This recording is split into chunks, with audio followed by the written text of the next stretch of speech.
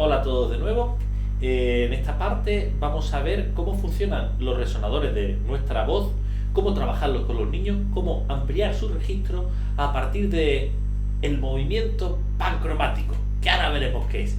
Algunos quizás lo hayáis escuchado, pero vamos a ver cómo utilizamos este movimiento desde que hablamos hasta que cantamos.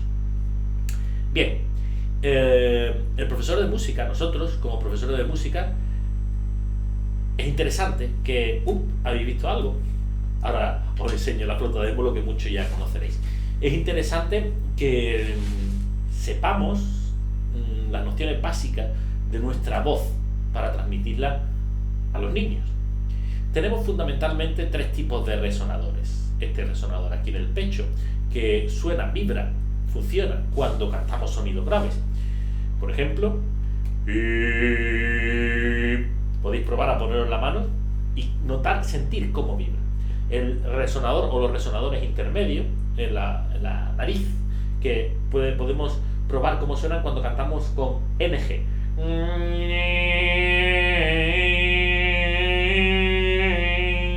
Y los resonadores altos que están aquí en la melena, que podéis comprobar que funcionan así.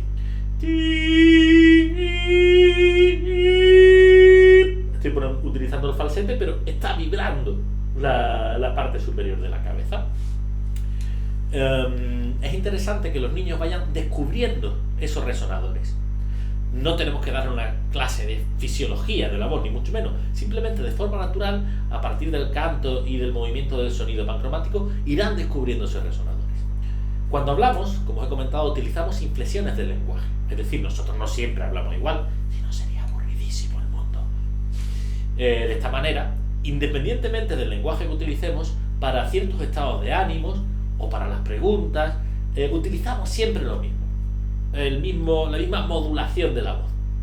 Por ejemplo, una pregunta. Una sorpresa.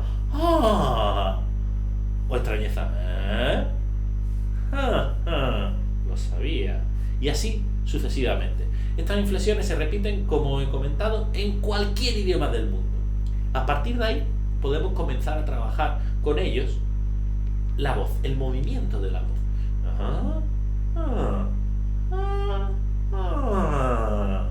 Primero escuchando, repitiendo y después inventando pequeños diálogos. El proceso que vamos a seguir siempre en clase es escuchar, repetir e inventar. Para escuchar necesitamos silencio y que lo que escuchen sea interesante, esté dentro de su mundo. Por ejemplo,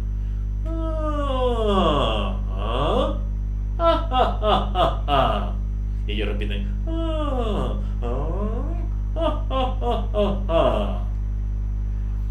Con la voz podemos hacer una gran cantidad de actividades y despertar de la voz, de ese movimiento sonoro. Los animales, en el mundo animal podemos encontrar, sobre todo con los niños más pequeños, esos referentes. Una vaca que hace un lobo llando, y a la vez que vamos haciendo este movimiento del sonido, vamos marcando la altura de la voz. Sub y bajo, y sub y bajo, lo cual nos va a ayudar después a llegar hasta el movimiento diatónico del sonido. Primera tonal y después tonal. Bien, como habéis visto al principio del vídeo, tengo aquí una pequeña flauta de émbolo que, como os he comentado, lo importante, la esencia está en nuestra voz, en cómo la usemos con ellos. Con esto podemos hacer una gran cantidad de actividades y desarrollar ese movimiento del sonido, sencillamente, primero escuchando y repitiendo.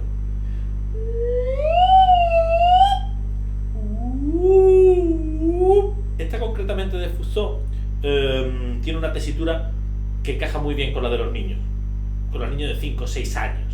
Hay otros en el mercado de Acme, la marca del Correcamino, que son un poco mejores, pero estas tienen una tesitura muy adecuada. Podemos repetir otro motivo melódico, que tengan siempre vida, que digan algo. Por ejemplo. Tu, tu, tu, tu.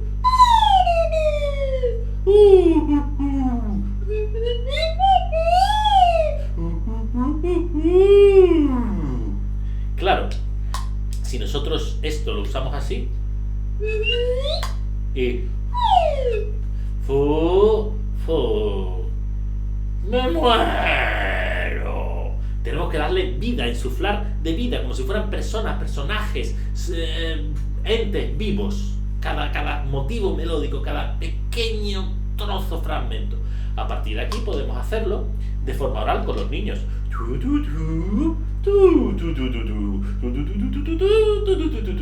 Podemos jugar a adivinar si el sonido sube, si el sonido baja, si el sonido se queda, si sube en escalones, si sube de una vez en escalones. Sería el paso del movimiento pancromático, que son todos los sonidos, al movimiento diatónico. Pancromático. Diatónico. Y se pueden combinar.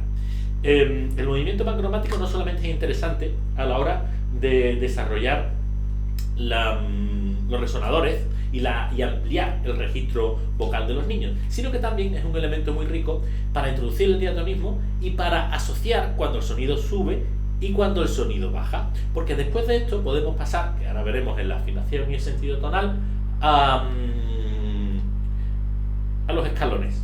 Sube, baja. Hay niños que no saben ni con 6, ni con 7, ni con 8, ni con 9, ni con 10, ni adultos que cantamos y no saben si sube o baja. Yo sí, porque lo hago con la ceja y con la cabeza. Eso es trampa. Bien, en el siguiente punto vamos a ver cómo trabajar la afinación y el sentido tonal de los niños.